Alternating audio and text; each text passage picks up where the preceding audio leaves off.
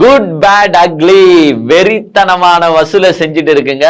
ஒரு பெரிய ரெக்கார்டே செஞ்சிருக்கு இந்த குட் பேட் அக்லி படம்னு சொல்லலாம். ஏன்னா ரிலீஸ் ஆகி இப்ப பாத்தீங்கன்னா கிட்டத்தட்ட ஒரு 10th பார்த்தலாம் 25 ஒரு கிட்டத்தட்ட 2 வீக்ஸ் ஆயிடுச்சு. இந்த 2 வீக்ஸ்லயே பாத்தீங்கன்னா 350 crores 350 கோடி அச்சீவ் பண்ணிருக்கு நம்ம குட் பேட் அக்லி மூவி. இது வந்து ஒரு பெரிய ரெக்கார்டுன்னு சொல்றாங்க. ஆக்சுவலா ஒரு ப்ரொடியூசர் வந்து பேசும்போது, ஐ மீன் ஒரு டிஸ்ட்ரிபியூட்டர் பேசும்போது அவரே சொல்றாரு, திருப்பூர் சுப்பிரமணியன் நினைக்கிறேன், அவர் பேசும்போது சொல்றாரு, சமீப காலங்கள்ல வந்த படங்கள்லயே பாத்தீங்கன்னா, ஏன் கடந்த ஒரு வருஷமா வந்த படங்கள்லயே பாத்தீங்கன்னா அமரன் படம், குட் பேட் அக்லி இதுதான் வந்து பெரிய வசூலை பண்ணிருக்கு. குட் பேட் அக்லி வந்து எல்லா படத்தையும் பீட் பண்ணிட்டு போயிடுச்சு அப்படின்னு அவர் வந்து தெளிவா சொல்லியிருக்காரு. எஸ், அப்கோர்ஸ் அதுதான் உண்மையான நிலைமை. ஏன்னா குட் பேட் அக்லிய பார்த்தவங்க எல்லாருமே வந்து பாத்தீங்கன்னா செகண்ட் வாட்டியும் போய் பாக்குறாங்க. சோ இந்த படத்துக்கு வந்து ரிப்பீட்டட் ஆடியன்ஸ் வந்து நிறைய வருது. எஸ்பெஷலி பாத்தீங்கன்னா ஃபேமிலி ஆடியன்ஸ் ஃபுல்லாத்தையும் வந்து இந்த படம் கவர் பண்ணிருக்கு. அதுக்கு வந்து ஆதிக் ரவிச்சந்திரனுக்கு வந்து நம்ம ஒரு பெரிய ஹேட்ஸ் ஆஃப் சொல்லணும். ஏன்னா இது U/A சர்டிபிகேட்ன்றனால தான் உங்களுக்கு வந்து ஃபேமிலி ஆடியன்ஸும் உள்ள போய் பாக்குறாங்க. இதுவே அந்த ஒரு அதுல வந்து ஒரு 2-3 கெட்ட வார்த்தை, ஒரு கேங்ஸ்டர்ஸா அஜித் சார் வந்து 2-3 கெட்ட வார்த்தை யூஸ் பண்ற வார்த்தைகள் இருக்கும். அதை வந்து மேபி அவங்க அப்படியே போட்டு இருந்தா இந்த U/A சர்டிபிகேட் கிடைக்காம A சர்டிபிகேட் கூட கொடுத்துருப்பாங்க. கொஞ்சம் இன்னும் அந்த ரத்தம் சீன்ஸ்லாம் கொஞ்சம் அனிமேஷன் இல்லாம ரியாலிட்டியாவே காட்டியிருந்தாங்கன்னா A சர்டிபிகேட் ஆயிட்டு இருக்கும். பட் ஆதிக் ரவிச்சந்திரன் வந்து என் கதை மேல நம்பிக்கை இருக்கு, அஜித் சாரோட ஸ்கிரீன் பிரசன்ஸ் மேல நம்பிக்கை இருக்கு, அதுக்காகவே இந்த படம் ஓடும், அதனால அந்த பேட் வேர்ட்ஸ் வந்து ஒரு முக்கியத்துவமா இந்த படத்துல வரணும்ன்ற அவசியம் கிடையாது அப்படின்ற ஒரு ஸ்டெப் அவர் எடுத்தார் பாருங்க. சில பேர்லாம் வந்து இல்ல அந்த வார்த்தை வச்சுதான் ஆகணும், லைட்டா வேணா பீப் போட்டுப்போம் அப்படின்னு சொல்லியிருப்பாங்க. ஆனா எங்களுக்கு அந்த வார்த்தையே இல்லைன்னா கூட பரவாயில்ல, இந்த படம் மிகப்பெரிய வெற்றி படமா அமையும் அப்படின்ட்டு அந்த வார்த்தையை அப்படியே கம்ப்ளீட்டா மியூட் பண்ணாங்க. வெறும் லிப் மூவ்மெண்ட் ஒண்டி தான் இருக்கும், உங்களுக்கு கம்ப்ளீட்டா மியூட் பண்ணாங்க.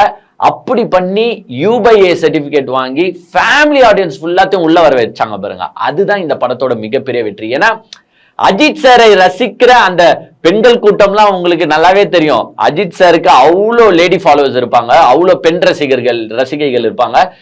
இப்போ வந்து பாத்தீங்கன்னா அது மீண்டும் புத்துணர்வு ஆகியிருக்கு. நீங்களே அந்த ஃபர்ஸ்ட் டே ஃபர்ஸ்ட் ஷோ இல்ல அதுக்கப்புறமா வந்து ஃபேமிலி ஆடியன்ஸ் பாக்குற ஷோஸ் எல்லாம் பாத்தீங்கன்னா சின்ன இந்த 2K கிட்ஸ்லாம் கூட ஏய் அஜித் சார் பாரு, AK சார் ஆக்டிங்க பாரு, அவங்களுக்கு வந்து தலைன்னு சொல்ல வராது. ஏன்னா 2K கிட்ஸ்ல அவங்க வந்து அஜித் சார் செம்மையா நடிச்சிருக்காரு அப்படின்னு அந்த லேடி ஃபேன்ஸ் எல்லாம் நிறைய வருவதை வந்து நம்ம பார்க்க முடியுது.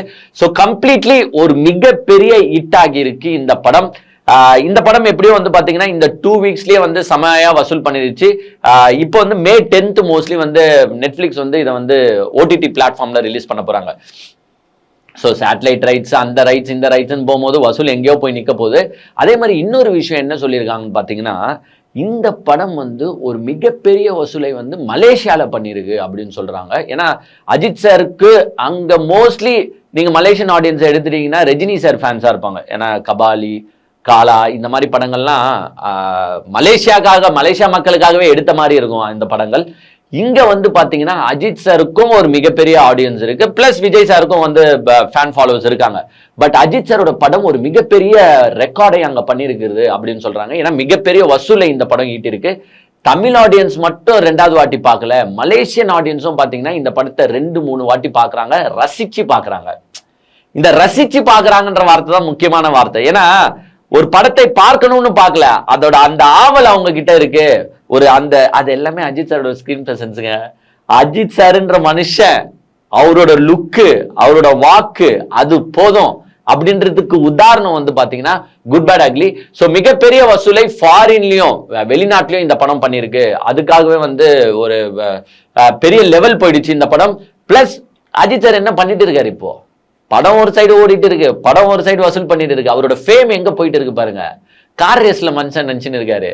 அங்கங்க பாத்தீங்கன்னா இந்த மாதிரி வெற்றி விழா கண்ட உடனே எல்லாரும் என்ன பண்ணுவாங்கன்னா வெற்றி விழா கூட்டம்னு போட்டு ஹீரோவை கூப்பிட்டு ஹீரோயினை கூப்பிட்டு ஒரு 4 கதை அந்த மாதிரி கதையெல்லாம் பேசிட்டு போவாங்க. பட் இங்க பாருங்க, நான் படம் நடிச்சு கொடுத்துட்டேன், ஏன் வேலை முடிஞ்சு போச்சு, நான் போய் எனக்கு வந்து ஒரு லைஃப்ல முக்கியமா நான் நினைச்சிட்டு பண்ணிருக்கிற ஒரு வேலை இருக்கு, நான் என் பேஷனை நோக்கி போறேன்ட்டு போயிட்டு துபாயில ஃபர்ஸ்ட் ரேஸ் ஓட்டினாப்புல, இப்போ வந்து லாஸ்டா பாத்தீங்கன்னா பெல்ஜியம்ல ஓட்டுனதுக்காப்புல, நான் கார் ரேஸ் ஓட்டி என் வாழ்க்கையை கழிக்கிறேன்ற மாதிரி இருக்கு. பட் கவலைப்படாதீங்க, அவரோட பேஷனை ஃபாலோ பண்ணிட்டு ரசிகர்களையும் சாட்டிஸ்ஃபை பண்றவர் தான் Ajith sir. I'll be back 2026ல கண்டிப்பா நம்மளுக்கு ஒரு படம் அமைய போகிறது. அது தனுஷ் சார் டிரெக்ஷன் சில பேர் சொல்றாங்க, சில பேர் வந்து இல்ல தனுஷ் சாரோட கதையா இருக்கும், பட் டிரெக்ஷன் வந்து ஆதிக் ரவிச்சந்திரன் சார் கூட பண்ணலாம் அப்படின்னு சொல்றாங்க. பட் யார் பண்ணாலும் சரி, எங்களுக்கு ஒரு படம் 2026 வந்தே ஆகணும், அவ்வளவுதான். எங்களுக்கு எங்க தலைய தியேட்டர்ல காட்டினா போதும், நாங்க செலிப்ரேட் பண்றதுக்கு இருக்கோம்.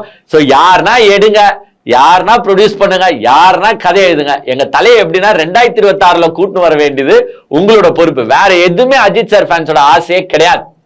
எங்க அஜித் சார் ஒன்னும் அரசியலுக்கு வரப்போறது கிடையாது. அவர் வந்து நாங்க அட்லீஸ்ட் பிரச்சார கூட்டத்திலயோ எங்கேயோ பார்க்கலான்ட்டு ஒரு அட்வர்டைஸ்மெண்ட்டும் நடிக்கிற மனுஷனும் கிடையாது, ஒரு ப்ரொமோஷன் பண்ற மனுஷன் கிடையாது. எங்க அஜித் சாரை பார்க்கணும்னா மிஞ்சி போனா இப்போ வந்து தியேட்டர்ல பார்க்கணும் ஒண்ணு, அப்படி இல்லைன்னா இந்த கார் ரேஸ்ல தான் பார்க்க வேண்டிய நிலைமை. கார் ரேஸ் கூட இப்போ திடீர்னு வருது நம்மளுக்கு வீடியோஸ்லாம். ஃபர்ஸ்ட்லாம் வந்து அந்த வீடியோஸ் கூட ரிலீஸ் பண்ண மாட்டாங்க.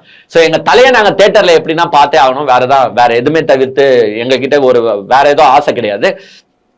அதே மாதிரி இப்போ சமீபத்துல பாத்தீங்கன்னா இந்த குட் பேட் அக்லி, இந்த காப்பிரைட்ஸ் பிரச்சனை, இந்த சாங் பிரச்சனை எல்லாம் ஓடிட்டு இருக்கு.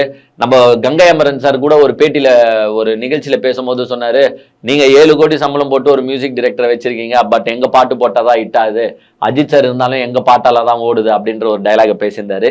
அதை வந்து பிரேம்ஜியே வந்து மறுத்து இருக்கிறாரு. இல்ல பெரியப்பா தெரியாம பேசிட்டாரு, அப்படிலாம் ஒண்ணும் கிடையாது, பெரியப்பாவா சித்தப்பாவா யாரோ தெரியாம பேசிட்டாரு, அஜித் சாருக்காக தான் ஓடுதுன்னு.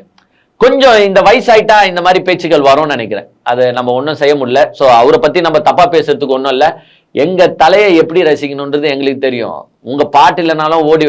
நீங்க ஜிவி பிரகாஷ் சாரை பத்தி பேசுறீங்க, அவரோட வெயில் படம் மியூசிக்கை பாத்துறீங்களா? அசுரன் படம் மியூசிக்கை பாத்துறீங்களா? அதெல்லாம் அசுரன் படம்லாம் ஓடுந்து மெயினே அந்த பிஜிஎம்மால. சோ நம்மளை பத்தி பெருமையா பேசுகிறோன்றதுல ஒரு இதுல மத்தவங்களை தாழ்த்தி பேசுறாதீங்க எப்பவுமே. நீங்களாம் பெரிய ஜாம்பவான்கள் தான், நாங்க ஒன்றும் இல்லைன்னு சொல்ல. ஆனா ஒரு நல்ல பாட்டு எழுதுறவங்க உங்களுக்கு இல்லைன்னா உங்க மியூசிக் ஒன்றும் ஹிட் ஆகியிருக்காது. ஒரு நல்ல பாட்டு பாடுறவங்க உங்களுக்கு இல்லைன்னா உங்க மியூசிக் ஒன்றும் ஹிட் ஆகியிருக்காது. மியூசிக்கை ஒண்டி வச்சு ஒன்றும் உங்க பாட்டும் உருவாக்கி இருக்க போறது கிடையாது. இதை நம்ம ஒரு பெரிய வீடியோலயே நம்ம இதுக்காக தனியாவே ஒரு வீடியோ போட்டோம். ஏன்டா மியூசிக்ன்றது நீங்க உருவாக்குறது கிடையாது, அதன் பின் உழைப்பு நிறைய பேருக்கு இருக்கு. பாட்டு பாடுறவன் இருக்கான், பாட்டு எழுதுறவன் இருக்கான், ஒரு நல்ல லொகேஷனை சூஸ் பண்றவன் இருக்கான், அழகா கேமரா எடுக்கிறவன் இருக்கான். இவங்கெல்லாம் இருந்து ஒத்துமையா உருவாக்குனாதான் ஒரு பாட்டு. ஒரு மியூசிக்கால மட்டும் ஒரு பாட்டு உருவாகிடாது அப்படின்றது தெளிவா பேசியிருந்தோம்.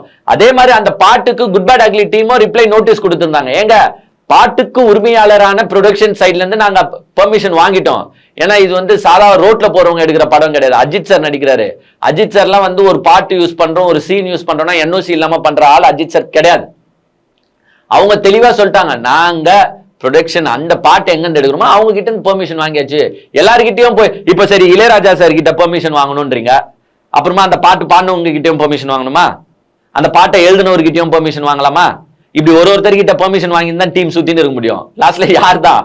சோ யார்கிட்ட இருந்து வாங்கணுமோ அவங்க கிட்ட பெர்மிஷனை நாங்க வாங்கிட்டோம் அப்படின்றத குட் பேட் அக்லி டீம் தெளிவா சொல்லிட்டாங்க. சோ அந்த பிரச்சனையை எடுத்துட்டு போய் ஏதோ ஒரு கூட்டத்துல பேசுறதெல்லாம் தவறான விஷயங்கள். இப்போ அஜித் சார் வந்து ஒரு அஜித் சார் மட்டும் கிடையாது, சினிமா இண்டஸ்ட்ரியே மிகப்பெரிய சந்தோஷத்துல இருக்குன்னு தான் சொல்லிருக்காங்க. ஏன்னா ஒரு சில தியேட்டர் ஓனர்ஸ் வந்து பேசும்போதே நம்ம பார்த்தோம், இந்த படம் மட்டும் ரிலீஸ் ஆகாம இருந்திருந்தா பல தியேட்டர்கள் இழுத்து மூடப்படுற நிலைமைக்கு போகி இருக்கும். ஏன்னா சமீப காலமா வந்த படங்கள் எங்களுக்கு பெரிய லாபத்தை தரல, ஒரு மிகப்பெரிய லாபத்தை கொடுத்து எங்களை வந்து வாழ வச்சிருக்கிறாரு அஜித் சார் அப்படின்ற மாதிரி புகழ்ந்து தள்ளி இருக்காங்க. உண்மை, எஸ். ஏன்னா ஒரு அந்த இந்த குட் பேட் அக்லிக்காக என்டையர் சினிமா இண்டஸ்ட்ரியே வெயிட் பண்ணிட்டு இருக்குன்றத நம்ம முன்னாடியே பேசியிருந்தோம். தியேட்டர் ஓனர்ஸ்க்குலாம் ஒரு வரப்பிரசாதம். ஏன்னா ரிப்பீட்டட் ஆடியன்ஸ் ஃபுல்லா ஓடுது காட்சிகள்லாம். அந்த காட்சிகள் ஃபுல் ஷோவா ஓடுது. இது எப்படின்னா தடுக்கணும்ட்டு தான் சச்சின் ரீரிலீஸை கூட்டிட்டு வந்தாங்க. அது என்னமோ ஒரு நாள் அந்த ஃபேன்ஸ்க்காக ஓடிச்சு, ஒரு நாளா அரை நாள் ஓடி இருக்கும், ஒரு 2 ஷோ ஓடி இருக்கும்னு நினைக்கிறேன். அதுக்கப்புறமா வந்து காத்து வாங்க ஆரம்பிச்சிருச்சு. நானே சில வீடியோஸ் எல்லாம் பார்த்தேன், என்னமோ 10-15 பேர் உட்காந்துக்கிட்டு ஒரு 2-3 பேர் டான்ஸ் ஆடுற மாதிரிலாம் இருந்துச்சு. சோ வியாபாரத்தை எப்படின்னா கெடுக்கணும், அஜித் சாரோட படம் வந்து மிகப்பெரிய அளவுல ரீச் ஆயிடக்கூடாது அப்படின்றதுக்காக எதுனா ஒண்ணுத்த சில குள்ளநரிகள் பண்ணிட்டு தான் இருப்பாங்க. பட் எல்லாத்தையும் மீறியும் அஜித் சாரோட படம் பெரிய வசூலை பண்ணிருக்கு.